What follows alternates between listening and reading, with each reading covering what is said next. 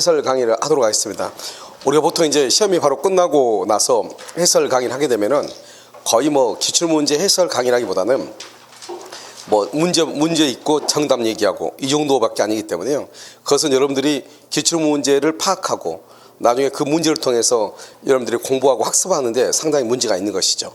그래서요, 일단 30회부터 해가지고요, 기본적으로 21회까지 해서 약 10년분을 일단 기본적으로 하고요.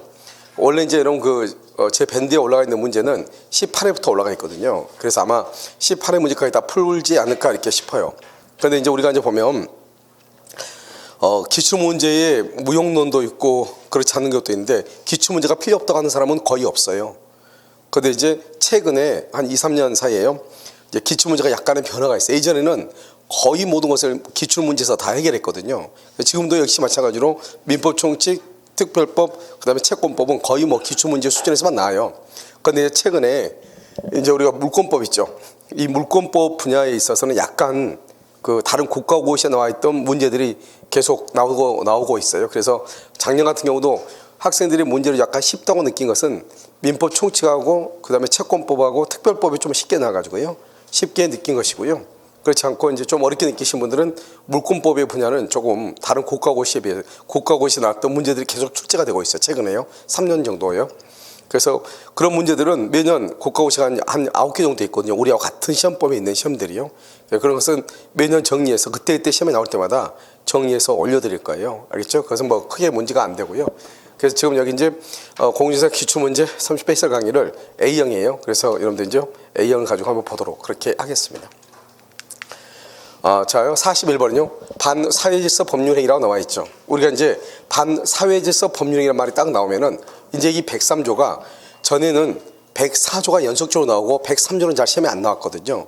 그래서 지금 최근에 이제 103조가 시험에 나오니까 여러분들이 쓰실 때 받았을 때 잘 받아 적어야 돼요. 그래서 그것을 일주일 동안에 이것을 되도록이면 지문하고 해설을 암기라는 것이 아주 좋아요. 우리가 이제 해설을 보면 글로서 써놓은 해설을 하고 말로 해설하고 다른데 말로 하는 해설이 훨씬 더 기억력이 오래 가요. 알겠죠? 그래서요, 기왕 쓰실 때 좀 깔끔하게 잘 쓰셔가지고 그걸 일주일 동안, 다음 주에는 또 29일을 볼 거란 말이죠. 그래서 일주일 동안요, 이걸 가지고 이제 보면서 암기하는 거죠.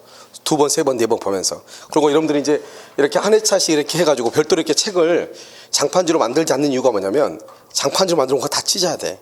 여러분들이 어디 가야 되거나 이동을 해야 되거나 출퇴근을 한다거나 이랬을 때 보면 책을 꺼내서 보기는 참 민망스럽잖아요. 알겠죠? 그런데요, 이런 문제는 잠깐 그냥 구겨가지고요, 가지고 다니면서 잠깐 봐도 된단 말이죠. 알겠죠? 그래서 일부러 한 회차씩 해가지고 하도록 그렇게 하겠습니다. 무슨 알겠죠? 그리고 문제를 이제 공부하는 방법은 우리가 아무리 이론을 100번, 1000번 얘기해도 필요가 없어요.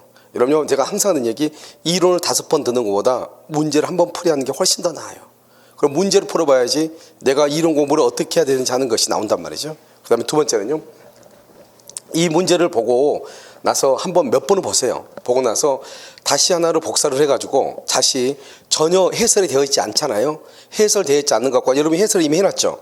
해설되어 있는 것과 해설되어 있지 않는 것, 해설되어 있지 않는 것을 보면서 1번 지문하면서 여기는 뭐 때문에 틀렸고 여기는 뭐 때문에 틀렸고, 이걸 내가 하나를 해설할 수 있으면 그거 완벽한 것이에요.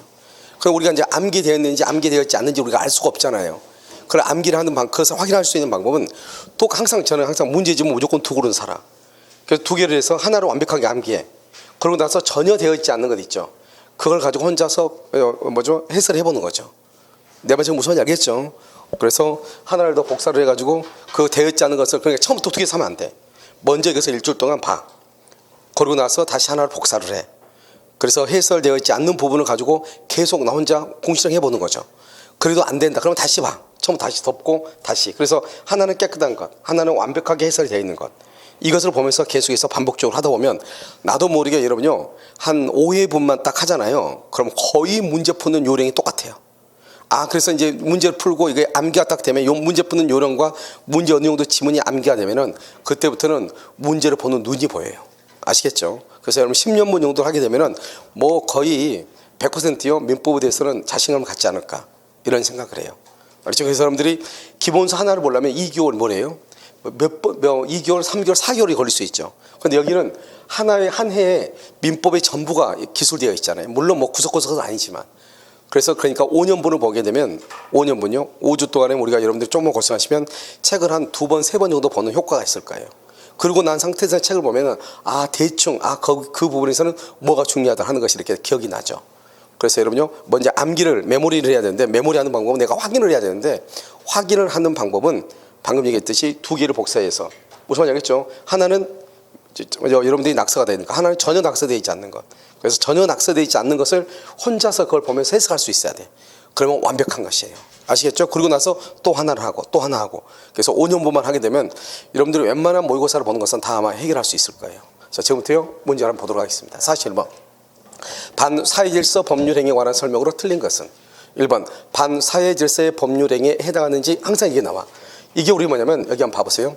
우리 이제 보면 103조하고 104조. 104조는 103조의 예시 규정이거든요. 그러니까 103조하고 104조에 있어서 판단 시점, 이 판단 시점이라는 하는 것은 언제나 그것은 법률 행위 시예요. 항상 법률 행위 시. 다른 말로 이 법률행위 뭐라 하죠? 계약이라고 하죠. 그래서 계약 체결 당시 이렇게 나올 수 있어. 똑같은 말이에요. 알겠죠? 계약 체결 당시 또는 법률 행위 시를 기준하다. 그래서 여기요, 법률 행위가 이루어진 때 이렇게 되겠죠. 여기를 줄거야 되겠죠. 법률 행위가 이루어진 때, 이 말을 다른 말로 계약 체결 당시라고 얘기하는 거예요. 그 다음에 이 말의 뜻이 뭐냐면 이런 거예요. 처음에 계약을 할 때는 이것이 작물인 걸 몰랐어요. 그런데 계약을 체결하고 난 다음에 작물인 걸 알았다 이 말이죠. 나중에 알았죠? 그러면 103조에 위반이다 아니다? 아니다. 왜요? 법률 행위 시에는 알았어 몰랐어? 몰랐죠. 그걸 얘기하는 거예요. 2번. 반사회질서 법률행위 무효 동그라미요. 그러면 여기서 무효라고 하는 것은 뭐냐? 이런 무효는 몇 가지 원칙이 있죠? 3대 원칙이 있죠? 무효는 처음부터, 언제부터? 처음부터, 소급이죠? 처음부터 당연히 효력이 없죠. 무효는 누구든지 무효를 주장할 수 있죠. 무효는 언제까지나 효력이 없죠. 여기서 중요한 것은 뭘 얘기하죠? 누구든지란 말이 중요하죠. 그러니까 103조 위반으로서 무효죠. 이때의 무효는 다시 동그라미, 이 103조 위반으로 무효는 첫 번째 절대적 무효이죠. 이 절대적 무효란 말은 뭐를 얘기하죠? 선의의 제3자. 제3자도 보호된다 안 된다? 제3자 보호 안 돼. 선의의 제3자. 그 다음에 무효 행위의 추인이 된다 안 된다?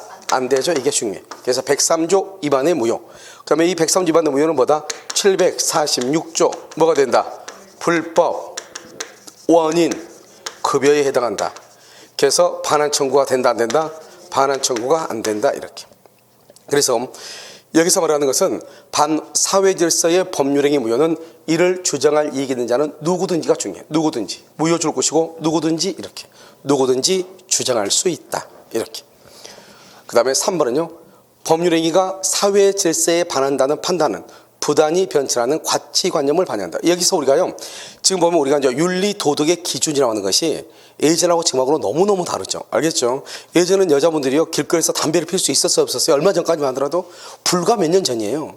근데 요즘은 뭐 길거리에서요, 담배 피우는 모습을 쉽게 보는데 그걸 이상하게 생각하는 사람이 또 있어요, 없어요?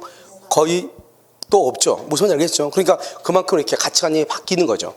그것을 지금 얘기하는 거예요. 우리 교회요, 선량한 풍속, 기타, 사회, 질서라는 거죠. 알죠? 이런 것들은 그 시대에 따라서 가치관념이 바뀐다. 이런 뜻이죠.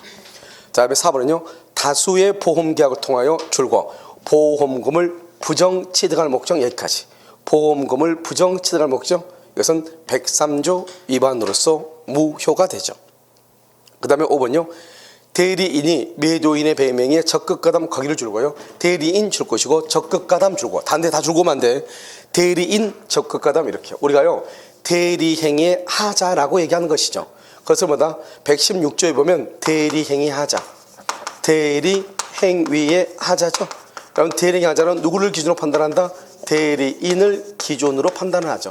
우리가요 108조 통정의 표시를 보면은 본인은요 아무렇지도 않았는데요. 대리인이 상대방과 통정을 했대 말이죠. 그럼 누구를 기준한다? 대리인을 기준하죠. 유효이다 무효이다? 무효이죠. 이렇게요. 우리가 특히 104조 아니죠. 104조에서 뭐가 있죠? 공박은 누구를 기준으로? 본인을 기준으로 하고, 그 다음에 경솔하고, 무경험은 누구를 기준으로 한다? 경솔과 무경험은 대리인을 기준으로 하잖아요. 여기서 이제 103조죠. 103조 위반해서 특히 이중매매죠. 이 이중매매에서 뭘 한다? 적극 가담하죠. 이 적극 가담에 대해 있어서 가지고 본인은 멀쩡해요. 본인은 적극 가담하지 않았어요. 그럼 누가요? 대리인이 뭘 한다? 적극 가담하죠. 그럼 유효이다 무효이다? 전체가 무효가 되죠. 누구를 기준으로 판단한다? 대리인을 기준으로 판단한다. 이런 말이죠. 알겠죠? 대리인. 그래서요. 여기 보면 대리인이 배명의 적극 가담이죠. 그런데 부동산의 이중매매는 본인이 매수인이 그러한 사정을 몰랐다면 본인인 매수인 그러한 사정을 몰랐다. 가로 묶어봐. 본인은 그것을 몰랐다 이 말이죠. 알겠죠? 여러분 본인은 그것을 몰랐더라도 반사회질서 법령이 되지 않는다. 틀렸죠. 누구를 기준으로 판단한다? 대리인을 기준으로 판단하죠. 그러니까 대리인을 기준으로 판단하니까 대리인이 뭘 했어? 적극 가담을 했죠. 그래서 103조 위반으로 무효가 되는 거예요. 항상 이렇게 나오죠. 그래서 틀린 것은 정답 몇 번이다? 5번이다. 이렇게. 아시겠죠?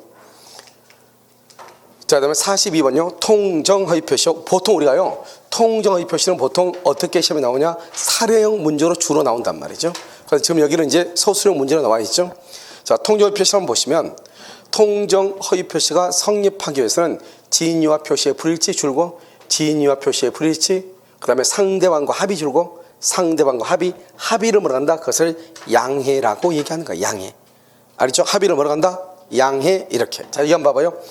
우리가 통정의 표시는 뭐다? 통정의 표시는 의사와 그 다음에 표시가 일치하되 일치하지 않은데 일치하지 않은데 이 일치하지 않은 것을 표의자가 알고 있어야 돼? 모르고 있어야 돼? 모르고 있어야 돼. 모르고 있어야 돼? 표의자가 알고 있어야 돼? 알고 있으면서 뭘 해야 돼? 상대방에 뭐가 있어야 돼? 양해가 있어야 돼. 상대방의 양해. 알고 있으면서 상대방의 양해가 있어야 돼. 그러니까요. 지금 여기 온 진위와 표시의 불일치에 관하여 상대방과 뭐가 있어야 된다? 합의. 양해를 다른 말로 뭐라 한다? 합의라고 얘기를 하는 거예요. 2번 통정허위 표시로서 무효인 법령이죠. 이게 아주 중요하죠. 통정허위 표시로서 무효 여기 줄거가 되겠죠. 그 다음에 채권자 취소권의 대상 여기를 또 줄거가 되겠죠. 그럼 여기서 이제 채권자 취소권의 대상이 되죠. 그럼 여기서 이제 우리가 한 가지 정리를 한 포인트를 해야 되겠네요. 채권자 취소권. 그러면 채권자 취소권이라는 것이 나오죠. 첫 번째 채권자 취소권은요. 반드시 재판상 행사하는 뭐다? 재판상 행사하는 형성권이에요. 재판으로만 해야 돼. 알겠죠? 다른 건 절대로 안 돼. 재판상으로 행사하는 형성권이다. 알겠죠? 반드시 재판상. 자, 두 번째 여기요. 이중매매. 이중양도 이중매매에서는 채권자 취소권이 나와 안 나와? 안 나와. 통정허위 표시. 허위 표시에서는 채권자 취소권이 나와 안 나와? 나온다 이 말이죠. 그 다음에 관습상 법정지상권. 관습상 법정지상권이라고 하는 것이 있는데요. 그래서 채권자 취소권의 행사로 토지와 건물의 소유자가 달라지더라도 관습상 법정지상권은 성립한다 안 한다? 안 한다. 그래서 성립할 수가 없는 거예요. 그래서 여러분요 우리가 이제 특히 재판으로만 행사하는 형성권이다 이 말이 중요하고요. 그 다음에 이중매매에서는 채권자 취소권이 안 되는데 통정허위 표시에서는 채권자 취소권이 되고요. 그 다음에 관습상 법정지상권에서는 인정이 된다 안 된다? 안 된다. 알겠죠? 이렇게. 자, 그다음에 3번은요. 당사자가 통정하여 증여를 매매로 가정했죠. 증여와 매매 모두 무효이다. 모두 무효. 이게 틀렸죠. 자, 통정에서 증여를 뭐로 가정했다? 매매로 가정했다. 이렇게 나와 있죠. 자, 그럼요. 증여를 매매로 가정한다. 증여를 뭐라고 한다? 증여를 뭐라고 그래? 이것을 은닉행위라고 하죠. 무슨 행위라고 한다? 이것을 은닉행위죠. 이런 은닉행위는 뭐예요? 은닉행위는 증여 요건을 갖추면 뭐가 되고? 유효가 되고. 여기 매매죠. 매매는 실제로 했어요 안 했어요? 안 했죠. 이것을 가장행위죠. 가장매매 가장행위죠. 가장이란 말은 유효이다 무효이다? 무효이다 그랬어요. 무효. 그래서 여기서요. 증여와 매매 모두 무효이다. 모두가 틀렸죠. 그래서 증여는 유효이다. 매매는 무효가 된다. 이런 말이죠. 이때 중요한 것은 뭐예요? 원래는 증여인데 매매로 등기했잖아요. 매매로 등기했다 할 때 이 등기는 유효다 무효다? 등기는 유효다 무효다? 등기는 어떻게 유효다? 어떻게 유효? 오케이. 그래서 실체관계 부합이라고 그래. 그래서 실체관계에 부합해서 유효이다. 이렇게 유효이다. 그래서 등기는 매매의 등기로 유효로 보는 것이 아니고 증여의 등기로 유효로 본다 이런 말이죠. 알겠죠? 그래서 실체관계에 부합해서 유효가 된다 이렇게. 그 다음에 4번은요. 통정 허위표시 무효로 대항할 수 없는 제3자. 제3자는 통정 허위표시를 기초. 통정 허위표시 줄고 이것을 가장매매. 가장 매수인 해봐. 가장이란 말이죠. 새로운이란 말이 중요해요. 새로운 먼저 이해관계. 새로운 이해관계를 맺어야 돼. 알겠죠? 그래서 새로우니까 거기다 줄고 가서 뭘 한다? 기존의 X, 기존에 그러면 안 돼. 새로운 법률상 이해관계를 맺은 일에 따라서 실질적으로 파악을 하는 것이다. 그래서 여기다 맨 끝에 써 X 아닌 거, 제3자가 아닌 거 우리 암기해야 되겠죠? 세 가지를 암기해야 되겠죠? 첫 번째 뭐가 있어? 오케이, 상속인. 또 수익자. 오케이, 수익자. 그 다음에 계약상 지위를 만자 이전 승계, 지위를 승계받았다, 이전받았다 이렇게. 알겠죠? 이 세 가지는 기본적으로 알고 있어야 돼. 제3자가 아닌 것. 알겠죠? 제3자인 것이 훨씬 더 많죠? 그래서 제3자가 아닌 건 기본적으로 상속인, 그 다음에 수익자, 지위를 이전받은 자 이렇게. 나중에요 제3자란 말이 나오면은 한꺼번에 정리를 한번 할 거예요. 아시겠죠? 지금 여기서는 제3자가 아닌 것만 우리가 본다 이런 말이죠. 아시겠죠? 자, 그다음에 3번은요. 5번은 통정 허위표시 무효로 대항할 수 없는 제3자에 해당한지 여부를 판단할 때 줄고요. 파산관제인 박스. 파산관제인 그러면 어때요? 이런요. 파산관제는 뭐다? 파산관제인. 자, 지금부터 파산관제를 봐요. 우리가 여기서 제3자인가 제3자인 거 다른 거 다 있는데 먼저 우리가 기본적으로 알아야 될 게 뭐냐면 한국 우리가요 엄비도 있는데 한국자산관리공사, 한국자산관리공사 제3자고요. 그다음에 특히 파산관제인 이렇게 두 가지죠. 물론 다른 것도 있어. 다른 것들은 뭐 지금 여기서 중요하지 않으니까. 그런데 여기요 파산관제인은 어떻게 되죠? 파산관제는 뭐다? 첫 번째 제3자에 해당한다. 108조 제3자에 해당한다. 자, 두 번째는요. 파산관제인은 선의 악의의 판단 기준을 어떻게 한다? 총파산 채권자를 기준으로 판단해. 총파산 채권자. 그래서 우리가 파산 선고를 받으면 채권자가 있을 거 아니에요. 예를 들면 A라는 사람이 파산 선고를 받았단 말은 채무자로 있다가 파산 선고를 받았다 이 말이잖아요. 그러면 누가 있겠죠? 채권자가 있겠죠? 그 채권자 10명 중에서 7명은 악이고 3명이 선이다 이 말이죠. 그러면 선의로 본다, 악의로 본다? 선의로 본다. 그래서 어떻게 하냐? 일부는 선이에요. 그 다음에 일부는 악이에요. 그러면 전체로 물어본다? 선의로 보는 거야. 선의. 알겠죠? 그래서 우리가 총파산 채권자를 기준하는데 이 총파산 채권자 중에 일부가 선이고 일부가 악이다 이 말이죠. 그러면 전부를 뭐로 본다? 선의로 본다. 선의. 아시겠죠? 그래서 파산관제에는 이 세 가지가 중요해. 그런데 여기서 나왔던 것은 뭐라고 나왔죠? 이게 나왔죠? 이게 지금 뭐죠? 파산관제는 파산 채권자 모두가 뭐가 되지 않는 한 악의로 되지 않는, 채권자가 모두 악의가 되지 않는 한, 그 말은 일부는 선이고 일부는 악이다 이 말이지. 그런 경우는 선의로 다뤄진다. 선이다, 악이다, 선이다 이렇게. 선의 이렇게. 그래서 정답 몇 번이다? 3번이다 이렇게. 자, 43번은요. 조건과 기한이죠. 해제 조건이죠. 해제 조건 줄고요. 해제 조건은 조건이 성취한 때부터 여기 줄고. 왜 여기를 줄고 그러냐면 원칙적으로 조건은 소급표가 있어요 없어요? 없다 이 말. 소급표가 없어.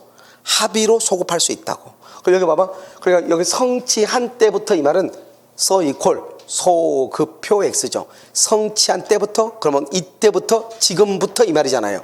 소급표가 있다 없다? 없다 이 말이죠. 성취한부터 효력이 만다? 소멸해. 발생한다 동그라미. 발생은 정지 조건이고 소멸을 만다? 해제 조건이고. 알겠죠? 해제 조건 이렇게. 그래서 이것은 발생한다 그러면 안 돼. 뭘 한다? 소멸한다 이렇게. 2번 기한의 이익 상실이죠. 자, 이제 이건 조금 설명을 해야 돼. 우리가 이것은 너무너무 간단한 것인데요. 우리가 이제 보면은 자, 기한의 이익 상실 사유가 뭐죠?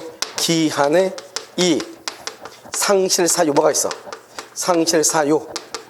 첫 번째 세 가지가 있어. 첫 번째는 채무자가 담보를 어떻게 해요? 손상, 감소, 멸실시키죠. 멸실. 그 다음에 채무자가 담보 제공을 게을리해. 채무자가 파산 선고를 받아. 이렇게. 그러면 기한의 이익이 상실이 돼.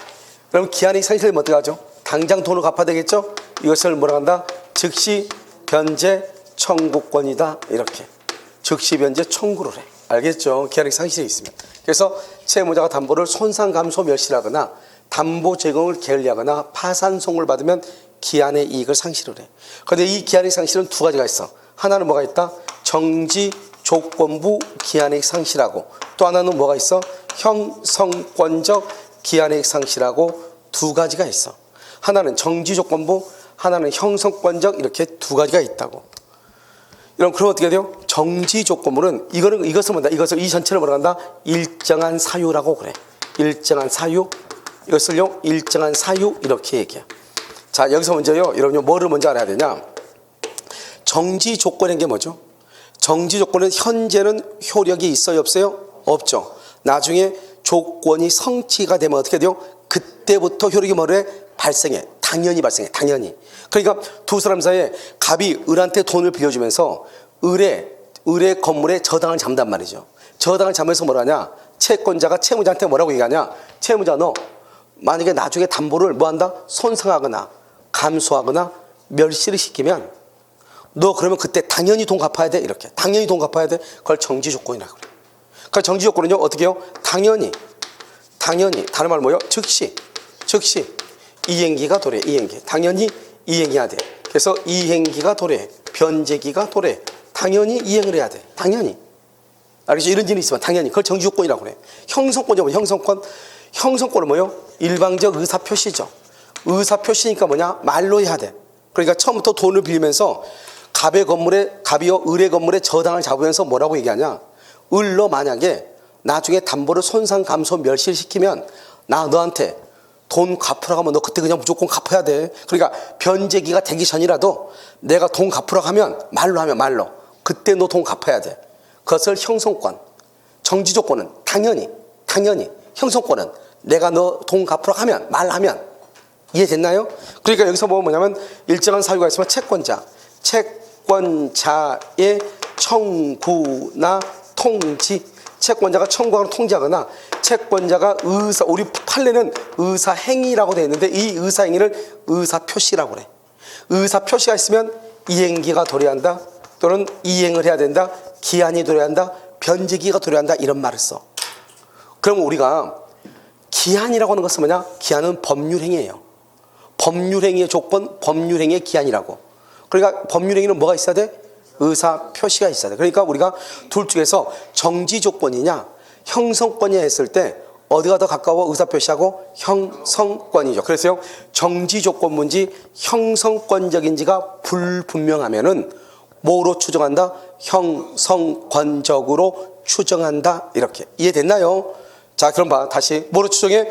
형성권적으로 추정을 해. 자, 이건 이제 하나가 암기해야 되고. 그래서 여기서 보면은 뭐라 나왔죠? 기한의 이익 상실 특약은 특별한 사정이 없는 한 정지 조건부로 특약을 추정한다. OX, X 정지 조건부가 아니고 뭐다? 형성권적이다. 이렇게. 형성권적으로 추정한다. 이렇게. 자, 여기 다시 한번. 그런데 이제 최근에 국가고시는 어떻게 시험이 나오냐? 이렇게 나와. 여기를 봐. 이렇게요. 일정한 사유가 있으면 당연히 기한이 도래하는 형성권적과 OX, X죠. 형성권적은 당연히가 아니고 뭐가 있어야 돼? 의사표시가 있어야 돼. 알겠죠? 당연히 그러면 안 돼. 뭐가 있어야 돼? 의사표시가 있어야. 그 다음에 일정한 사유가 있으면 채권자의 청구나 통지가 있으면 기한이 도래하거나 이행을 해야 되는 그것을 정지 조건부로 추정한다. OX, X. 알겠죠? 그걸 뭐다? 형성권적. 그 다음에 여기는 뭐예요? 당연히 또는 즉시. 그러면 뭐? 정지 조건. 채권자의 청구나 통지, 채권자의 의사표시. 그러면 뭐? 형성권적. 이렇게 얘기를 하는 거예요. 여러분 지금 이해되셨나요? 알겠죠? 이것을 정지 조건부, 형성권적 이렇게 얘기를 하는 거예요. 그래서요, 여러분 이것을 잘 정리를 해야 돼. 자, 3번. 조건이 법률행위 당시 이미 성취할 수 없는 것 줄고, 이미 성취할 수 없는 것, 이걸 뭐라고 그래? 불능 조건 마이너스. 불능 조건은 효력이 없으니까 마이너스, 성취할 수 없으니까. 그 조건이 정지 조건 줄고, 정지 조건은 나중에 성취하면 효력이 발생해. 그러니까 플러스라고 그래. 그러니까 마이너스 곱하기 플러스해. 그럼 뭐가 돼? 마이너스. 그럼 뭐가 된다? 무효가 돼. 그래서 마이너스 플러스 곱하면 마이너스죠. 그래서 무효가 돼. 무효란다. 맞는 말이죠. 4번. 불확정한 사실의 발생 시기를 이행기한, 기한 동그라미, 기한이란 말 동그라미. 기한을 써. 거기다가 확실한 사실의 근거, 확실한 사실. 확실한 사실에 의존해. 그것을 기한이라고 해요. 그 사실의 발생이 불가능 줄과 불가능하게 되었다 하더라도 이행기한이 도래 줄고 이행기한이 도래한 것으로 볼 수 있다. 없다. 틀렸어. 없다. 여러분 이것도 우리가 이제 강의할 때 수백 번 얘기한 것이에요. 이것은 봐봐.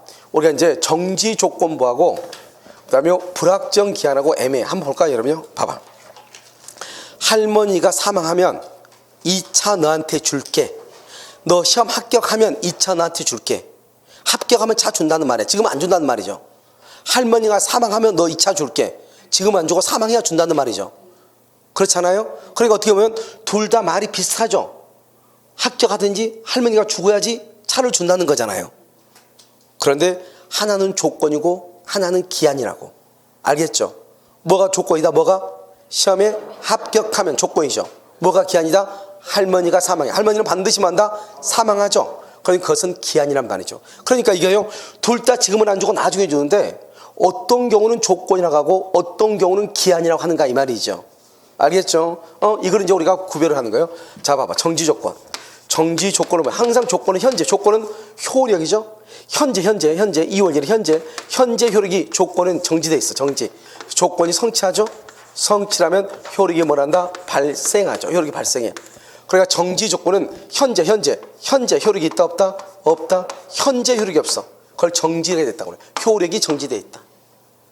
그런데요, 나중에요, 조건이 성취하면은 그때서야 효력이 뭐를 해? 발생하니까 플러스로 보는 거야, 우리가요. 그러니까 정지 조건은 그러면 봐봐. 너 시험에 합격하면 차 사줄게. 합격 안 했어. 차 사줘 안 사줘? 그걸 얘기해. 그걸 정지 조건이라고 그래. 그러니까 정지 조건은 일정한 사실이 발생하면 이행을 한단 말이죠. 그런데 일정한 사실이 발생하지 않으면 이행을 한다 안 한다? 안 한다 이 말이죠. 그런데 불확정 기한은 전혀 달라. 이런 이 불확정 기한, 이런 기한이란 말이 중요해. 조건은 불확실하죠. 어떻게 될지 모르겠어. 그러니까 안 되면 안 되는 거죠. 기한은 반드시 무슨 뭐가 돼? 확실한 사실. 확실한 건 불확실한 사실. 확실한 사실 근거에 그걸 불확정 기한이라고 얘기해요. 불확정 기한. 무슨 말인지 알겠죠? 이것을 뭐란다? 불확정 기한. 이것을 뭐란다? 불확실. 이렇게. 자, 그럼 봐봐. 이 불확정이라는 말이 중요한 것이고 뒤에 기한이라는 말이 중요해. 한번 볼까요? 이 갑이라고 하는 사람한테 을이요, 임대차에서 보증금 1억 원에 지금 들어 살고 있어. 중간에 둘이요, 합의로 계약을 했어. 합의로 해지하고 나서 그다음에 이 을이 보증금을 언제 줄 거예요? 물어봤더니 이 집이 매매가 되면은 그 집을 팔아서 1억을 주겠다는 거예요. 그렇게 하기로 하고 이제 돌아서 왔어. 그런데 어떻게 되냐? 1년, 만약 매매가 됐어. 그럼 어떡할까? 매매가 됐어. 그럼 돈 줘야 돼, 안 줘야 돼? 줘야 되죠. 이것을 말한다. 불확정 기한은 일정한 사실이 발생했다 이 말이죠. 그러면 이행을 해야 돼. 알겠죠? 발생하면. 자, 그다음에 그런데 1년하고 5개월이 됐어. 1년하고 5개월. 그럼 17개월이죠. 1년 5개월이 됐는데 1년하고도 5개월. 무슨 말이겠죠? 그래서 1년하고도 5개월이나 됐는데 매매가 안 된 거예요. 그러면 앞으로도 매매가 될 가능성이 있어 없어? 없죠. 그것을 불가능이라고 얘기해. 불가능.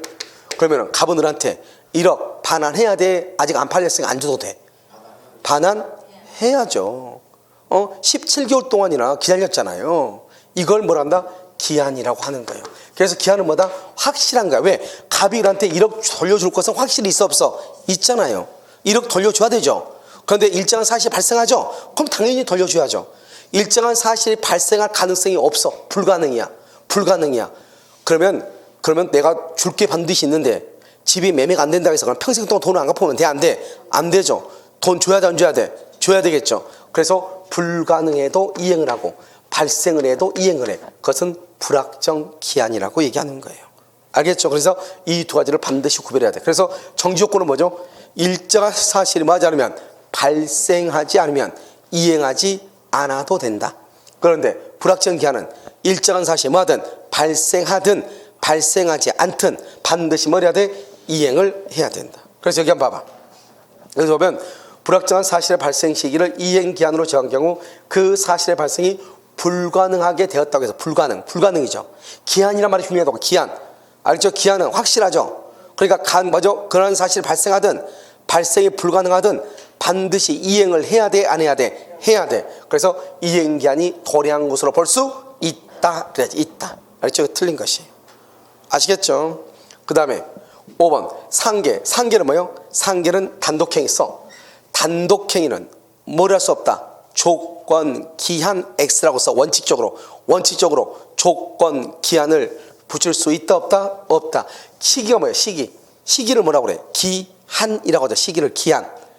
알겠죠? 여기 시기 있죠? 시기에는 두 가지가 있어. 기한에는 두 가지가 있어. 하나는 시기, 하나는 종기. 두 가지. 이 두 가지를 합해서 기한이라고 얘기해. 그러니까 단독행위는 조건이나 기한을 붙일 수가 있다 없다? 없다. 이렇게. 그래서 여기서 옳은 것은 그랬죠. 옳은 것은 몇 번이다? 몇 번? 여기요. 여기 보면 2번은 아니죠? 2번은 형성권자가 해야 되죠? 그래서 3번 이렇게 해야죠. 알겠죠? 자, 44번요. 갑은 을과 책이란 매매계약에 대한 적법한 해제 의사표시를 내용, 증명, 우편 줄고. 우리가 이 내용, 증명, 우편 이 말이 중요하죠? 그러니까 우리가요 도달이냐 아니냐 봤을 때 우리가 보통 우편은 도달이 아니죠. 그런데 내용, 증명, 우편이나 등기 우편은 달리 반송된 적이 없으면 뭐를 본다? 도달한 것으로 본다. 이렇게. 1번 갑이 그 후 사망해. 편지를 발송했는데 사망했어. 우리 봐봐. 편지를 발송 후 도달 전에 사망하죠. 의사표시의 효력에는 영향이 있다 없다? 없다. 그걸 지금 얘기해. 지금 봐봐. 갑이 그 후가 뭐예요? 그 후.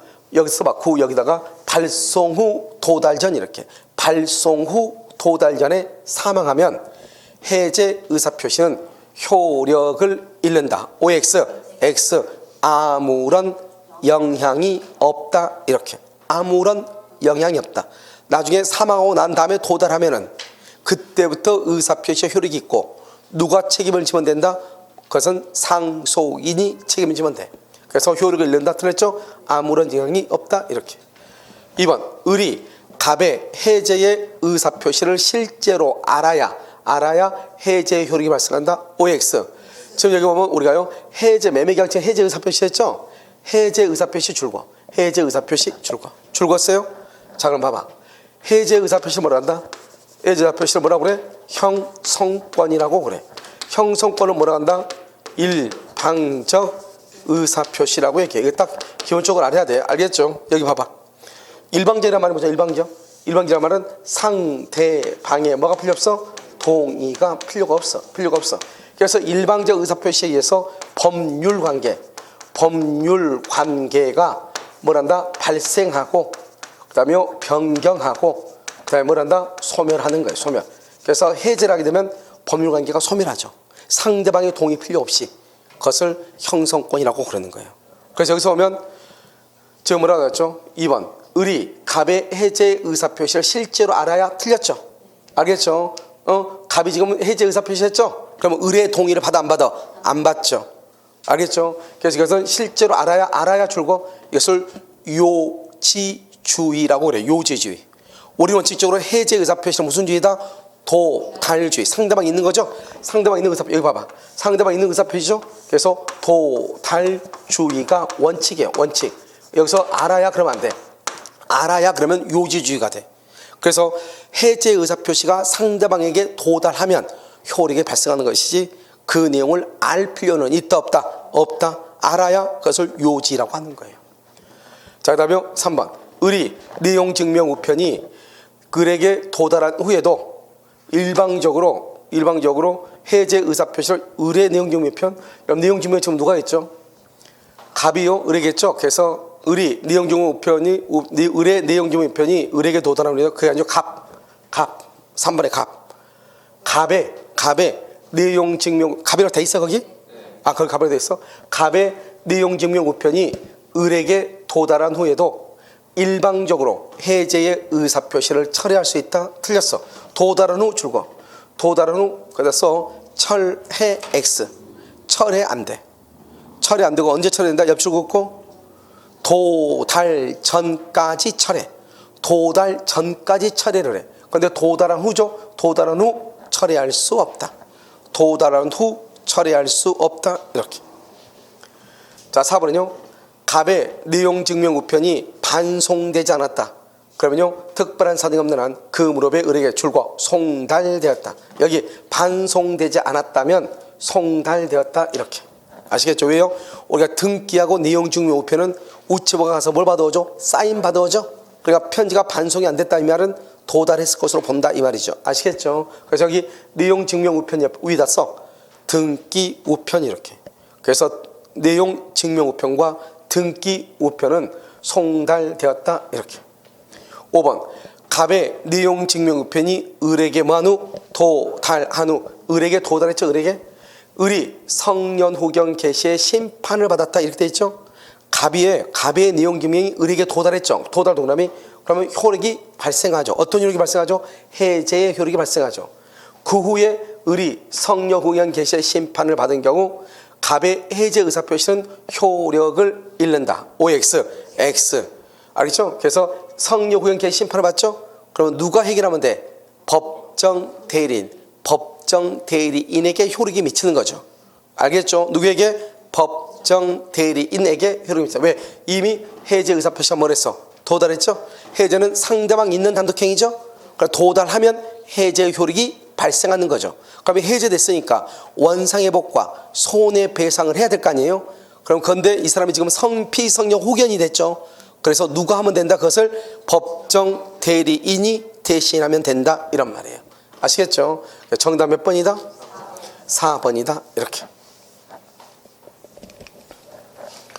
자요 45번 갑은 자신의 X 토지를 매도하기 위하여 을에게 대리권을 수여했다 이렇게 돼 있죠. 그래서 다음 설명 중 틀린 것은 이런 것들을 이렇게 딱 보는 거죠. 갑이 있고 이게 병이 나오겠죠. 이제 여기 을이 지금 대리인이죠. 대리인 이렇게요. 됐죠? 갑이 본인 상대방 대리인이죠. 그러면 1번 을이 한정후견 개시 심판 줄고 한정후견 개시 심판 대리권 소멸 줄고 대리권 소멸이다 뭐라고 해야 돼? 성년후견 개시의 심판 성년후견 한정후견 그러면 안 돼. 성년후견 개시의 심판. 그래서 여기 한정을 X야 동그라미에서 X 이렇게 해야 되겠죠. 항상 우리가 시험에 대리권 소멸에서는 거의 정답이 한정후견 개시 심판이죠. 알겠죠? 대리권이 소멸한다 안 한다? 안 한다 이렇게. 2번 을은 갑의 허락이 있으면 갑을 대리하여 자신이 X 토지를 매수하는 계약을 체결할 수 있다. 봐봐. 을이 지금 누구죠? 대리인이죠. 줄과 본인의 허락. 우리는 혹시 기억나요? 자기계약 쌍방대리 금지죠. 자기계약 쌍방대리 금지는 허용된다 안 된다? 안 되죠. 그래서 자기계약과 쌍방대리를 금지한다 이 말이죠. 그런데 뭐가 있으면 본인의 승낙 또 뭐가 있어? 본인의 승낙 또 채무 이행은 가능하죠. 본인의 승낙 채무 이행은 가능하죠. 그래서 여기서 보면 갑의 본인의 허락이 있죠. 그러니까 갑을 들여서 자신이 줄고 대리인이 X 토지를 매수 여기까지 대리인이 X 토지를 매수 여기까지 줄고 있어요. 이것을 뭐란다? 자기계약이다 이렇게. 이걸 자기계약이라고 해요. 원래 자기계약 쌍방대리는 안 되지만 뭐가 있으면 갑의 허락 본인의 승낙이 있으면 가능하다 이런 말이죠. 그 다음에 3번 갑은 특별한 사정이 없는 한 언제든지 을에 대한 숙권행위를 말 수 있다. 철회할 수 있다. 이렇게 되어 있나요? 그래서 갑은요. 특별한 사정이 없는 한 언제든지 을에 대한 줄과 숙권행위 줄고 숙권행위를 말 수 있다. 철회할 수 있다. 이렇게 지금 다 숙권행위를 줄 긋고 세 가지 원칙이 있어. 숙권행위는. 숙권행위는 뭐가 있어요? 첫 번째 것은 불요식행위예요. 숙권행위는 불요식행위. 그 다음에 뭐다? 비출연행위예요. 비출연행위. 그 다음에 또 뭐예요? 또 하나 있는데 단독행위죠. 의사표시라고 그래요. 의사표시 이렇게. 그래서 숙권행위는 불요식이고 비출연행위고 의사표시죠. 왜요? 숙권행위는 본인의 일방적 의사표시죠. 본인의 단독행위죠. 단독행위는 법률행위죠. 법률행위는 의사표시를 필수 불가결의 요소로 하죠. 이해됐나요? 그래서 숙권행위를 말할 수 있다. 철회할 수 있다. 4번 갑의 숙권행위는 여기 나왔네. 불요식이다. 그래서 여러분 봐봐. 숙권행위는 3대 요건. 불요식, 비출현, 의사표시. 그래서 묵시적을 말하죠. 명시적, 묵시적으로 가는. 왜? 의사표시니까. 의사표시니까 명시적, 묵시적으로 다. 5번 을은 특별한 사정이 없는 한 대리행위를 통하여 체결된 X토지의 매매계약에 따른 잔금을 수령할 권한도 있다. 이렇게 되어 있나요? 자, 그럼요. 여기 보면 통하여 체결된 매매계약 줄거. 매매계약에는 두 가지. 봐봐. 매매계약 줄거였어요. 첫 번째 해제권. 해제돼 안 돼? 안 돼. 뭐는 할 수 있어? 중도금과 잔금을 뭐 할 수 있어? 수령할 수 있다. 수령할 수는 있다. 해제할 수는 없다. 그래서 매매계약 체결의 대리권에는 해제할 권한은 없다. 뭐는 할 수 있다? 뭘 할 수 있다? 중도금이나 잔금을 뭐 할 수 있어? 수령할 수는 있다. 아주 중요한 거죠. 이걸 대리권의 범위에 관한 문제예요. 아시겠죠? 그래서 대리권의 범위 이렇게. 자, 그래서 정답 몇 번이다? 1번이에요. 이렇게. 자, 46번. 틀린 건 복대리죠? 복대리가 나왔기 때문에 앞으로 복대리가요. 올해는 나오기 힘들죠. 왜냐하면 복대리가 연속적으로 2년 나온 적은 없어요. 대리에서 논점들이 워낙 많은데요. 그래서 올해는요. 우리 시험법에서 복대리는 C급 정도 되는 것이다. 알겠죠? 그러니까 C하고 한번 보면 1번 복대리는 누구의 대리다? 오케이. 본인의 대리다. 그럼 본인의 대리다 앞에다 하나 써야 되겠죠. 복대리는 본인의 대리인이다 그랬죠? 앞에다 뭐라고 써야 돼? 대리인의 이름으로 선임되는 이렇게. 대리인의 이름으로 선임되는 이렇게. 그래서 복대리는요. 대리인의 이름으로 선임되는 누구의 대리인이다? 본인의 대리인이다. 이렇게. 본인의 대리인 이렇게. 됐죠? 자, 2번. 임의 대리인이 본인의 승낙 줄거. 본인의 승낙. 또는 부득이한 사유. 딱 두 가지야. 임의 대리는 원칙적으로 복대리인을 선임하지 못해요. 본인의 승낙이나 부득이한 사유가 있어야 돼. 그래서 승낙을 해도 복대리인을 선임하죠. 선임할 때는 어떤 책임을 진다? 선임 감독에 관한 책임. 선임 감독에 관한 책임을 져. 없다 틀렸어. 선임 감독에 관한 책임을 진다. 그래서 임의 대리는 본인의 승낙이나 부득이한 사유. 알겠죠? 이 두 가지. 자, 3번은요. 대리인이 복대리인을 선임한 후 사망했네. 여기 봐봐. 우리가 이렇게 그림으로 딱 그려보면 이게 대리권이죠. 대리권이고 이거 뭐죠? 복대리권이죠. 복대리권. 그러니까 복대리권은 대리권 범위 안에 들어있죠. 그러니까 어떻게 돼? 대리에서 대리권이 소멸하면은 당연히 복대리권도 당연히 뭐한다? 당연히 소멸하죠. 항상. 알겠죠? 대리권 배속 안에 들어있으니까. 여기서 문제. 대리권의 소멸 원인은 모두 몇 가지? 첫 번째, 본인의 사망, 대리인의 사망, 파산, 성년, 후견, 개시. 다시. 본인의 사망, 대리인의 사망, 파산, 성년, 후견, 개시, 심판이죠. 그러니까 여기서 딱 보면 대리권이 소멸하면 복대리권도 소멸을 해. 여기서 뭐 나왔죠? 지금 대리인이 사망했어. 대리인이 사망. 그럼 대리인이 사망이란 말은 뭐다? 대리권 소멸이죠. 그러면 당연히 뭐도 소멸한다? 복대리권도 소멸한다. 이렇게. 4번 복대리인의 대리행위에 대해서도 표현대리 당연히 되죠. 표현대리 줄거. 표현대리는 세 가지로 볼 수 있어. 자, 봐. 표현대리는 125조 표현대리는 임의대리 되고 법정대리는 안 돼. 법정대리는 안 돼.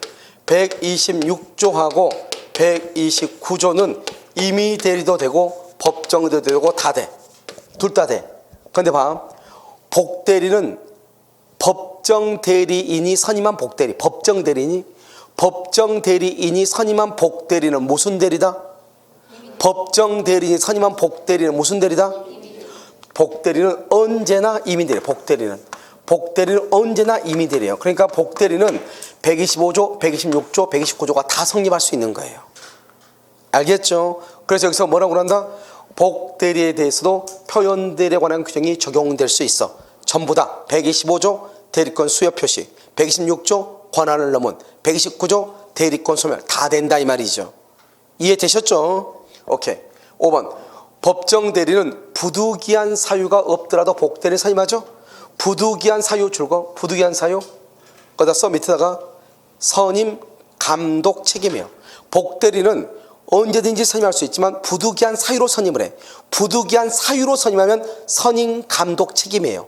근데 여기 동그라미 없더라도 동그라미 없더라도 선임 동그라미 없더라도 선임 없더라도에다 동그라미 했어요. 거기다 써 무과실 책임이에요. 이때는 그러니까 법정 대리는 그 책임으로 복대리인을 선임할 수 있다 이 말이죠. 그 책임으로 이때 그 책임으로 하면 자기가 무과실 책임 모든 책임을 진다면 네 멋대로 해라 이 말이죠. 그러니까 한마디로 말하면 법정 대리는 언제든지 복대리인을 선임할 수 있다 이렇게. 무슨지 알겠죠? 언제든지 선임해. 언제든지 복대리인을 선임할 수 있다. 그럼 이해되셨나요? 이것을 우리는 뭐란다? 복대리다 이렇게 얘기를 해. 정답 몇 번이다? 2번이에요. 몇 번? 자 2번. 자 47번 대리권 없는 을이 그렇게 돼 있죠. 지금 대리에서 우리 시험이 좀 많이 나오고 있죠. 그래서 우리가 딱 보면 대리권은 공부를 열심히 해야 되겠다 알 수 있죠. 자 대리권 없는 을 더 이상 뭐 필요 없지. 이거 무슨 대리라고 그래? 무슨 대리? 오케이 무권 대리라고. 그래서 먼저 이런 그림이 딱 나오면 사례 문제가 나오면 먼저 그림을 딱 그려. 그래서 먼저 그리면 본인 값. 그 다음에 여기 을이 무권 대리네요. 대리권 없네요. 그럼 뭐 병이 상대방이겠네요. 알겠죠? 이렇게 됐죠? 자 임대차 계약을 병과 체결했다. 병이 나왔나요? 상대방? 1번 위 임대차 계약은 갑이 추인하지 않으면 갑에 대하여 효력이 없다. 맞죠? 무권대리는 원칙적으로 뭐다? 무권대리 위 임대차 계약 줄고 위 임대차 계약 뭐죠? 이퀄 무권 대리 행위로서 무효죠. 무권 대리 행위로서 무효죠. 그러니까 본인이 뭘 해야 돼? 본인이 추인해야 돼. 추인하지 않으면 효력이 있다 없다? 없다. 추인 동그라미? 추인 동그라미 했어요? 추인하면 언제부터 유효다? 언제부터? 써 거기다가 대리 행위 시의 소급이야. 우리가 무권 대리 행위 추인은 대리 행위 시의 소급, 계약 체결 시의 소급이에요. 그런데 무효 행위 추인은 언제부터? 그때부터. 이걸 비교해야 돼. 무권 대리 행위 추인은 언제부터? 소급해서. 대리 행위 시에 소급, 계약 체결 시에 소급해. 그런데 무효 행위 추인은 언제부터? 그때부터 소급표가 없어. 두 개 조심해야 돼. 알겠죠? 그래서 추인하면 대리 행위 시에 소급하여 갑에게 효력이 있다 이 말이죠. 추인하지 않으면 효력이 있다 없다? 없다. 이렇게 1번 맞죠? 2번 갑은 임대차 계약을 묵시적으로 추인 동그라미. 추인은 뭐다 써? 의사표시죠. 일방적 의사표시죠. 추인권은 상대방 있는 단독행위. 자 상대방 있는 단독행위 8가지. 시작. 뭐가 있어? 제일 먼저 뭐가 있어? 상계, 면제, 또 추인, 철회, 동의, 또 해제, 해지, 취소 이렇게 있죠. 이거 반드시 암기하라고 그랬죠. 그러니까 여기서 보면 추인은 뭐다? 상대방 있는 단독이죠. 상대방 있는 단독은 법률행위죠. 법률행위는 반드시 뭐가 있어야 돼? 의사표시. 의사표시는 어떻게 돼? 명시적으로 해, 묵시적으로 할 수 있어. 묵시적으로도 할 수가 있어. 알겠죠? 그러니까 묵시적으로 추인할 수 있다 이렇게 얘기하는 거예요. 자 3번 병이 계약 당시에 을에게 대리권 없으면 알았다 줄거. 알았다? 상대방이 알았다? 선약이 악이죠. 여기서 중요해. 상대방은요 반드시 이렇게 암기하라고 했어요. 몇 번 봐. 상대방은 선인 경우 뭘 한다? 철회권. 뭐라고?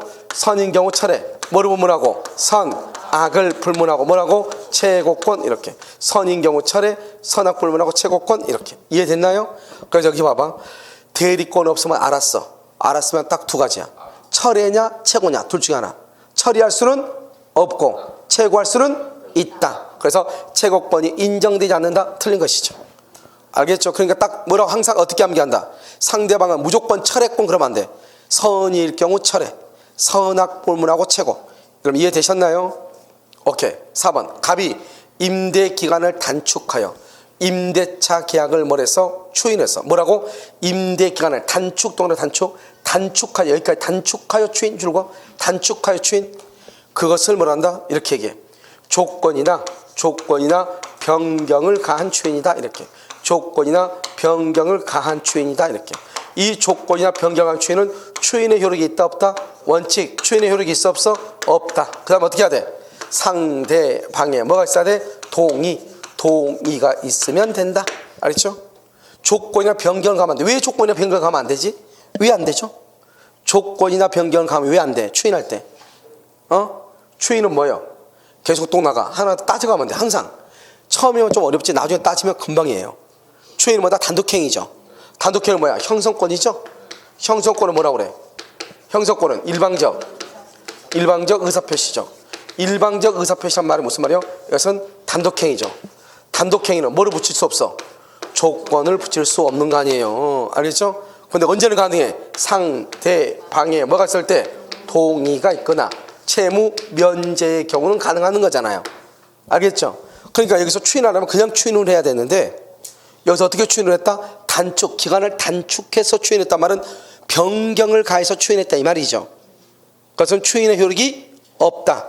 추인의 효력이 있으려면 상대방에 뭐가 있어야 돼? 동의가 있어야 된다 이 말이죠. 무슨 말인지 알겠죠? 그래서 그렇게 그래서 병의 동의가 없는 한 추인은 효력이 있다 없다 이렇게 아시겠죠? 단독행위 때문에 항상 따져가면 돼. 우리가 단독행위가 뭐다? 상대방 있는 단독행위 많이 나오지도 않아. 추인하고 해제하고 취소하고 몇 개 안 돼. 알겠죠? 그래서 상대방 있는 것 그건 뭐다? 형성권은 뭐다? 일방적 의사표시. 일방적이란 말이 뭐다? 일방적이란 것은 단독이다. 단독은 조건을 붙일 수 없다. 상대방의 동의가 있으면 된다. 알겠죠? 이렇게.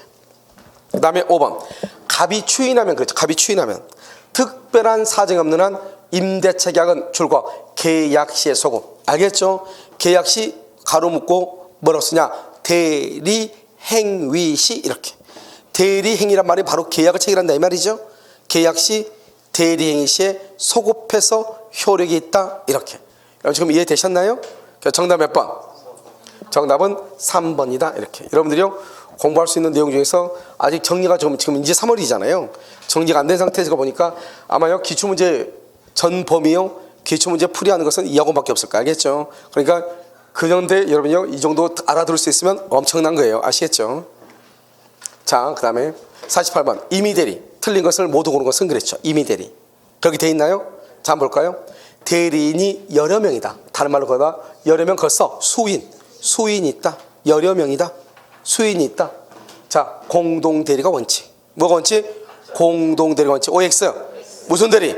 각자 대리가 원칙. 각자 대리가 원칙 이렇게. 니은 권한을 정하지 않는 이게 또 문제가 돼. 봐봐. 118조가 뭐냐? 118조가 권한을 정하지 않으면 보존행위와 보존행위. 이 보존행위는 여러분요 기본적으로 네 가지를 암호하고 있어야 된다고 그랬어. 첫 번째는 뭐가 있어? 소멸시효 중단. 소멸시효 중단. 그 다음에 또 뭐? 미등기 부동산의 무슨 등기? 보존 등기. 그 다음에 가옥의 수선. 부패한 음식물의 처분. 이렇게. 다른 건 중요하잖아. 뭐가 중요해? 두 가지가. 뭐? 미등기 부동산의 보존 등기. 소멸시효 중단. 알겠죠? 우리 시험에는 부패한 음식물의 처분이라고 나왔어. 알겠죠? 그 다음에 여기. 또 뭐요? 뭐가 반응 변하지 않아야 돼? 성질. 성질이 변하지 않는 법에 대해서 무슨 행위? 이용하고 무슨 행위? 계량. 이용과 계량 행위. 알겠죠? 성질이 변하면서 그래서 봐봐 여기요. 이것을 118조를 읽을 때 대리권의 범위가 불분명하다 이 말이죠. 이럴 때 어떻게 읽겠냐 이렇게 읽어. 대리권의 범위가 불분명할 때 보존행위만 여기는 뭐라고 했어 지금? 보존행위만 만자 때문에 틀린 거라고. 보존행위를 할 수 있다 그럼 맞아. 알겠죠? 만 그러면 안 돼. 왜? 모두 있으니까. 이용과 계량도 있으니까. 알겠죠? 그럼 만이라고 만을 쓰려면 어떻게 해야 돼? 만. 이거 전부 다 해야 돼. 만을 쓰려면 전부를 할 때는 만. 어떻게 한다? 대리권의 범위가 불분명할 때 보존행위와 성질이 변하지 않는 범위 내에서 이용 계량 행위만 할 수 있다. 그건 맞는 말이에요. 알겠죠? 그런데 이렇게 하면 안 돼. 대리권의 범위가 불분명할 때는 성질이 변하지 않는 범위 내에서 이용 행위만 할 수 있다. OX. X. 이용 행위를 할 수 있다. OX. O. 보존 행위를 할 수 있다. OX. O. 보존 행위만 할 수 있다. OX. X. 이렇게 되는 거예요. 그런데 중요한 것은 여기서 성질이 변하지 않아야 되죠. 성질이 변하면 돼? 안 돼? 안 되죠. 이것을 어떻게 하면 돼요? 안 돼. 뭐죠? 성질이 변하면 안 돼. 뭐가 있어? 예금을 인출해버리면 돼. 예금은 권리죠. 인출하면은 뭐죠? 동산이 돼버리죠. 물건이 되죠. 그래 돼? 안 돼? 안 되죠. 예금을 인축해서 주식을 샀어. 주식을 샀는데 대박이 났어. 안 돼. 쪽박은 더 안 돼. 알겠죠? 그 다음에 로또 1등 당첨돼서 돼, 안 돼? 안 돼. 왜? 이미 바뀌었으니까 안 돼. 알겠죠? 그래서 이런 것은 그럼 친구한테 대줬어. 빌려줬어. 돼, 안 돼? 안 돼. 이자를 받아. 돼, 안 돼? 안 돼. 다 안 돼. 예금 인출 안 돼. 이것만 딱 알면 돼. 알겠죠? 그 다음에 유권대리에 관한 주장 속에 표현들의 주장이 포함되어 있다. 이런 말들은 되게 간단한 말들이죠. 알겠죠? 간단한데 실질적으로는 상당히 우리가요 이해하려면 조금 힘든 것인데, 여기 보면 유권대리가 뭐예요? 유권대리는 뭐가 있어야 돼? 대리권이 있고, 그 다음에 또 뭐가 있어야 돼? 현명, 대리행위. 이건 대리권과 대리행위라고 그래. 대리행위, 현명이 있어야 돼. 무권대리가 뭐죠? 무권대리는 대리권은 없고, 알았죠? 뭐는 있고, 현명, 대리행위는 하고. 표현대리 뭐죠? 표현대리는 뭐가 없어? 표현대리도 대리권이 없어. 무권대리니까. 뭐는 있어? 현명은 한다 이 말이죠. 알겠죠? 자, 그럼 봐. 우리가 유권대리하고 무권대리, 표현대리의 구별은 아주 간단해. 대리권이 있느냐 없느냐예요. 알겠죠? 대리권이 있느냐 없느냐. 그러니까 무권대리와 표현대리는 대리권이 있다 없다? 없죠. 그러니까 무권대리와 표현대리는 죽었다 깨어나도 유권대리가 될 수 있다 없다? 없다 이 말이죠. 그래서 무권대리는 죽었다 깨어나도 유권대리가 될 수가 없는 거예요. 알겠죠? 그런데 왜 우리가 이런 착각을 하느냐? 유권대리는 본인에게 법률효과가 귀속하고, 여기 무권대리를 추인하죠? 추인하면 여기도 본인에게 법률효과가 귀속하고, 표현대리는 당연히 누구한테? 본인에게 법률효과가 귀속해. 그러니까 우리가 생각했을 때는 다 본인에게 법률효과가 귀속하니까 어떤 착각을 하느냐? 사람들이 무권대리여도 추인하면은 유권대리가 된다 이렇게, 표현대리가 되면은 본인이 책임지니까 유권대리가 된다 이렇게 착각을 한다 이 말이죠. 그런데 우리가 유권이냐 무권이냐 표현대리냐 하는 것은 누가 책임을 지느냐의 문제가 아니고 대리권이 있느냐 없느냐로 구별하는 것이다. 그래서 유권대리는 대리권이 있는 것이고, 무권대리와 표현대리는 대리권이 없는 것이다 이 말이에요. 아시겠죠? 그러니까요, 우리가 무권대리에 속하는 표현대리가 성립해서 본인에게 법률효과가 기속된다 해서 유권대리가 될 수 있다 없다? 없다. 따라서 유권대리라는 주장 속에는 대리권이 있다는 말이죠.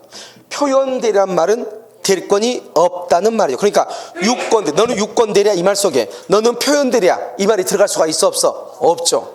한마디로 말하면 너는 남자야 이 말 속에, 너는 여자다 이 말이 들어가 있어 안 들어가 있어? 안 들어가 있죠. 똑같은 말이죠.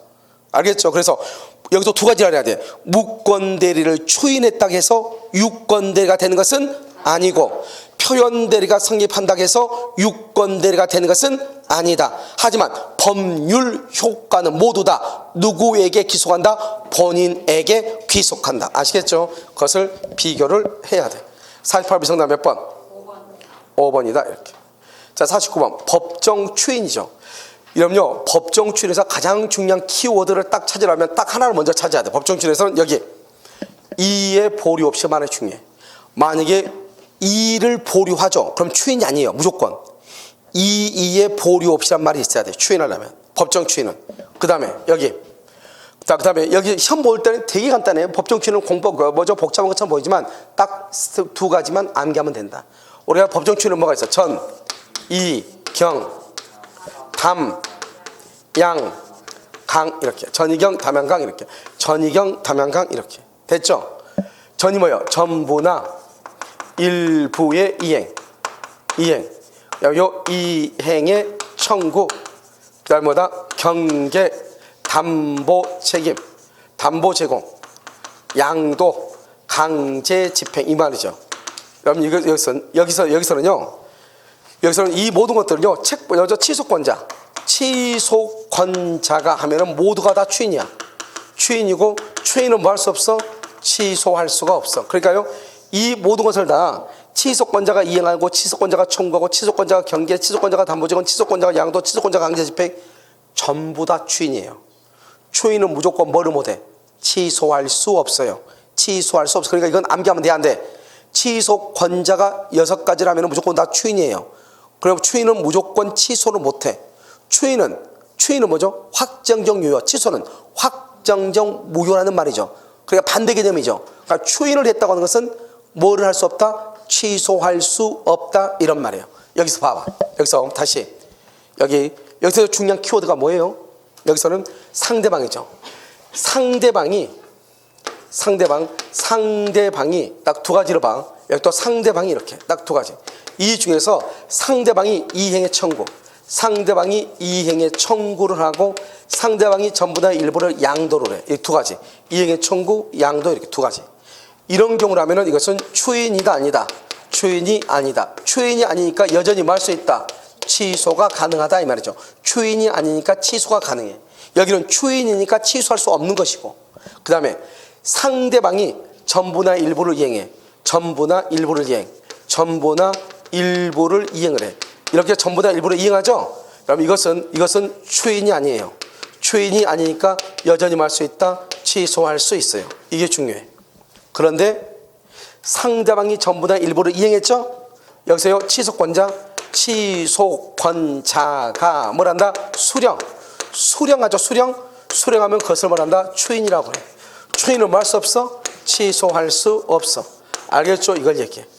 그러니까 여기 전부나 일부의 이행은 원래는 추인이 아니에요.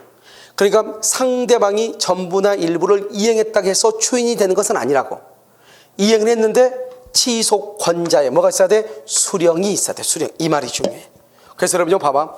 우리가 먼저 기본적으로 양심이 있으면 법정 추인에서 저는 가장 중요한 게 이의 보류가 없어야 되고, 두 번째는 6가지를 암기해야 되죠. 전이경, 담양강 6가지. 이 중에서 취소권자가 하는 것은 다 추인이다. 그러니까 뭐 할 수 없다? 취소할 수 없다. 그런데 상대방이 하는 게 상대방이 하는 경우가 있다. 알겠죠? 추인이 아닌 경우 상대방이 이행 청구, 상대방이 양도. 상대방이 이행 청구, 상대방이 양도한 경우는 추인이 아니다. 추인이 아니니까 여전히 뭐 할 수 있다? 취소할 수 있다. 그런데 상대방이 전부나 일부를 이행을 해. 이행은 추인이 아니다. 그러니까 뭐 할 수 있다? 취소할 수 있다. 그런데 이행을 했더니 취소권자가 그것을 수령을 해. 취소권자가 수령을 해. 그럼 뭐가 된다? 추인이다. 뭐 할 수 없다? 취소할 수 없다. 이 세 가지만 딱 알면 돼. 이 세 가지. 다른 데는 절대로 정답을 하지 않아. 이 세 가지만 정답을 한다고. 무슨 말인지 알겠죠? 그럼 시험에 어떻게 나와? 다음 중에서 추인이 아닌 것을 찾으시오. 다른 말로 하면 뭐다? 취소할 수 있는 것을 찾으시오. 똑같은 문제예요. 추인이 아닌 것은, 취소할 수 있는 것은 똑같은 말이라고. 알겠죠? 여기 지금 뭐라고 나왔어? 여기는 법정 추인이 인정되는 경우가 아닌가. 법정 추인이 인정 안 돼. 그럼 뭐 할 수 있어요? 여전히 써. 거기다가 취소할 수 있는 것은, 똑같은 문제를 뒤집으면 다음 중에서 취소할 수 있는 것은, 이 말이에요. 똑같은 문제인데 무슨 말인지 알겠죠? 취소할 수 있는 것은 이렇게. 그럼 뭐가 된다? 여기 그럼 봐봐. 취소권자가 하는 것은 취소권자가 그 다음에 상대방이 여기 보면 취소권자가, 여기 또 취소권자가 되어 있죠? 일단 줄과 다. 맨 위에 취소권자가, 그 다음에 상대방이 3번은, 4번은요, 가운데 취소권자가, 5번은 취소권자가, 이렇게. 됐나요? 여기서 딱 하나 조심해야 돼. 여기 봐봐. 이제 상대방이 이행을 청구했죠? 그럼 상대방이 이행을 청구했단 말이에요. 무슨 말이에요? 그럼 누가 이행을 청구를 받았어? 누가? 취소권자가 이행의 청구를 뭐한 경우? 받은 경우, 이 말이에요. 받은 경우. 똑같아. 취소권자가 이행의 청구를 받은 경우, 이렇게. 취소권자가 이행의 청구를 받은 경우, 이렇게. 알겠죠? 뭐라고? 취소권자가 이행의 청구를 받은 경우, 이렇게. 지금 이해되셨나요? 똑같은 말이죠? 이 말 하나만 딱 조심하면 돼. 그것 빼고 이것 빼고는 취소권자라는 말이 나오면 전부가 다 뭐다? 추인이야. 그러니까 따지면 돼, 안 돼? 안 되겠죠. 추인은 뭐 할 수 없어? 취소할 수 없잖아요. 아시겠죠? 여기 봐봐. 취소권자가 이행을 했네. 취소권자가 담보를 제공했네. 그 다음에 상대방, 여기 봐봐. 여기서 상대방이 이행을 청구했네. 상대방 이행 청구에다 써. 상대방 이행 청구 추인이다, 아니다? 아니죠. 여전히 말 수 있다. 취소할 수 있다. 그다 써. 이퀄. 취소권자가 이행 청구를 받은 경우, 이 말이에요. 취소권자가 이행 청구를 받은 경우, 이렇게. 알겠죠? 누가? 취소권자가 이행의 청구를 받은 경우, 이렇게. 됐나요? 그럼 여기 취소권자가 뭐한 경우? 양도한 경우. 5번은 취소권자가 뭐한 경우? 경계계약을 한 경우. 정답 몇 번이다? 3번이다 이런 말이죠. 자, 50번. 갑은 토지거래 허가구역 내에 있는 그 소유 X토지에 관하여 을과 매매계약을 체결했다. 비록 이 매매계약이 토지거래 허가를 받지는 않았으나 확정적으로 무효가 아닌 것은 이렇게 돼 있죠. 확정적으로 무효가 아닌 것은 이렇게 돼 있죠. 자, 그러면 확정적 무효 줄거. 자, 지금부터 우리가 기본적으로 여러분요 확정적 무효 5가지하고 확정적 유효 2가지를 먼저 알고 넘어가야 돼. 아시겠죠? 여기 먼저 우리가요 토지거래가 있어 확정적 무효. 확정적 무효. 무효는 먼저 이렇게요 3가지가 먼저 있고 여기 2가지가 있고 이렇게. 그다음에 확정적 유효. 확정적 유효. 유효는 2가지가 이렇게 있고. 됐죠? 뭐가 있어? 확정적 유효는 지정해제. 지정해제가 된 경우. 그다음에 지정기간. 지정기간이 뭐가 됐어? 만료가 됐는데 뭘 하잖아? 재지정을 하지 않아. 재지정을 하지 않아 이렇게. 자, 2번째.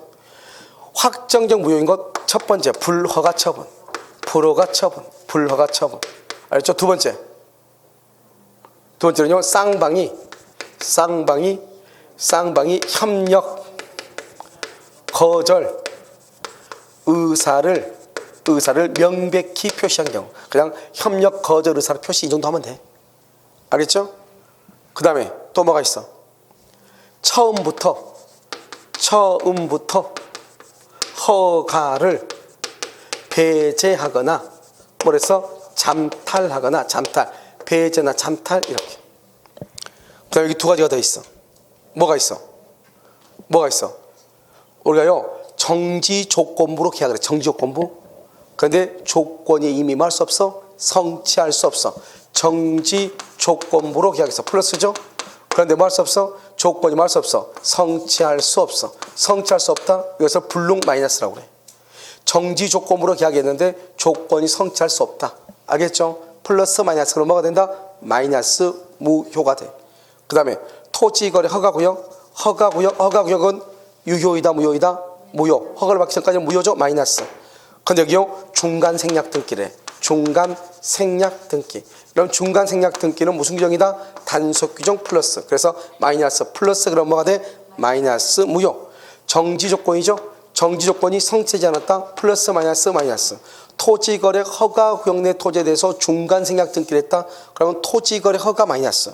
중간 생략 등기 플러스. 단속 규정이니까 마이너스 플러스. 그럼 뭐가 된다? 마이너스 무효가 돼. 이 5가지는 무조건 암기. 이것도 암기해야 돼. 알겠죠? 자, 한번 볼까요? 1번.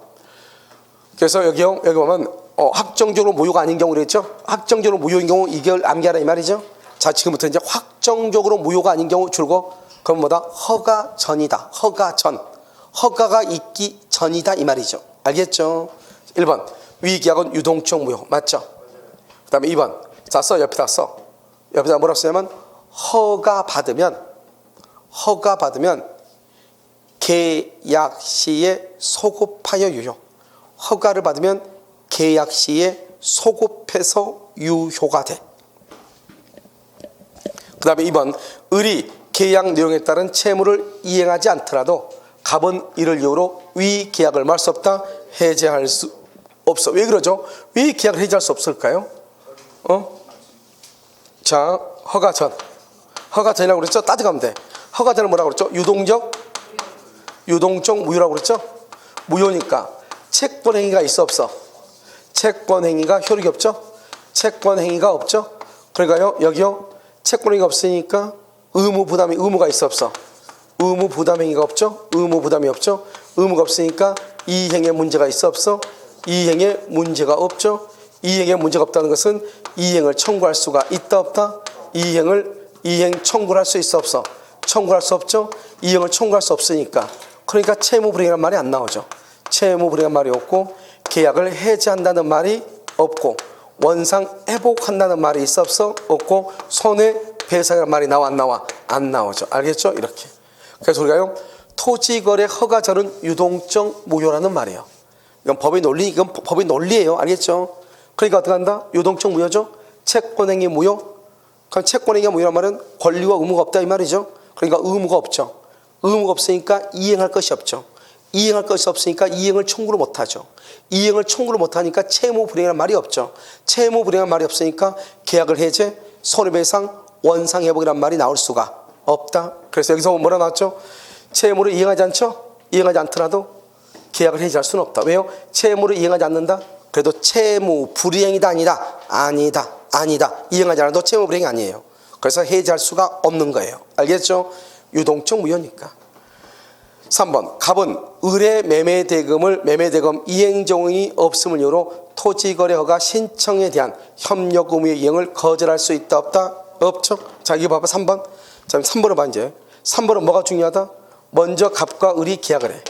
갑과 을이 먼저 계약을 해. 그리고 뭐를 해? 두 사람이 협력을 해. 협조를 해야 되겠죠? 협력을 해가지고. 알겠죠? 협력. 이게 2번이에요. 협력을 해서 뭐가 나와? 허가가 나와. 그럼 3번이죠? 허가가 나오면 그럼 어떡한다? 여기 4번으로요. 갑은 뭐를 받고? 대금을 받고. 을은 뭐를 가져오고? 등기를 가져오죠. 이렇게. 알겠죠? 이게 순서야 순서. 계약을 하고 서로가 협조해서 허가가 나오면 대금과 등기를 청구해. 그런데 지금 여기는 지금 뭐죠? 갑은 을의 매매 대금 이행 제공이 없었음을 이유로 토지거래 허가 시행. 봐봐 대금. 여기 대금 안 준다고 협조를 거절한다. 순서가 맞아 틀려? 틀리죠. 순서가 뭐야? 먼저 뭘 하고? 협력을 하고 그 다음에 허가가 나오면 대금을 청구해야죠. 을은요 대금 안 준다고 협력을 거절하면 된다 안 된다? 안 되죠. 이것을 얘기해. 알겠죠? 거절할 수 없다 이렇게 써. 거기다가 동시이행 관계 X. 동시이행 관계가 없어. 협력 의무는. 그 다음에 4번 토지거래 허가구역 지정기간이 만료 줄고 지정기간이 만료 우리가 했었죠? 재지정이 없는 경우 재지정 그것을 말한다. 맨 끝에 확정적 줄 것이고 유효 줄 것이고 확정적 유효가 또 하나가 있죠. 지정해제 이렇게 지정해제가 되면은 확정적 유효가 돼.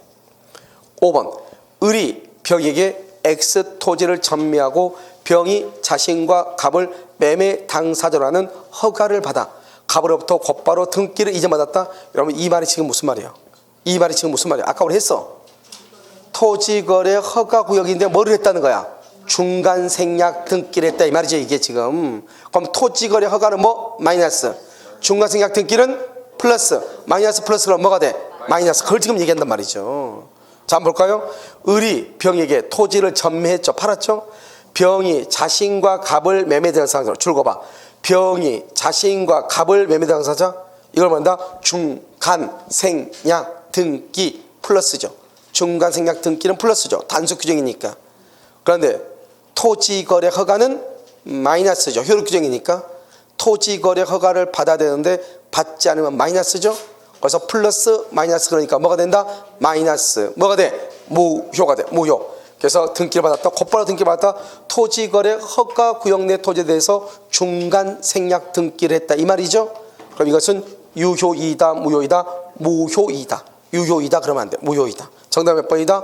5번이죠. 그래서 작년에도 이제 이게 왜 나온다고 얘기했느냐. 우리는 지금까지 13회부터 거의 매년 한 13회부터요. 한 10년 넘게요. 매년 한 번도 거리지 않고 토지거래가구역에 문제가 나왔어. 그런데 최근에는 몇 년 동안 안 나왔단 말이에요. 왜요? 우리나라가 토지거래가는 주로 투기 발생 기억이 있어야 되잖아요. 그런 것들이 우리나라는 사실 많지 않았단 말이에요. 그래서 없어져서 최근에는 세종시 할 때 빼고 마지막으로 없어져가지고. 그런데 최근에 다시요. 우리가 작년에요. 시험 보기 전에 뭘 했냐? 전국의 신도시를 5군데를 지정을 했죠. 그래서 지정을 하면서 다 다 묶었어. 토지거래 허가구역으로 다 묶었단 말이야. 5군데 신도시를. 그래서 이거 시사성이 있는 거기 때문에 작년에요. 문제가 나온다고 했는데 이게 당연히 나올 수밖에 없고요. 올해 다시 나오기는 조금 힘들 수는 있어요.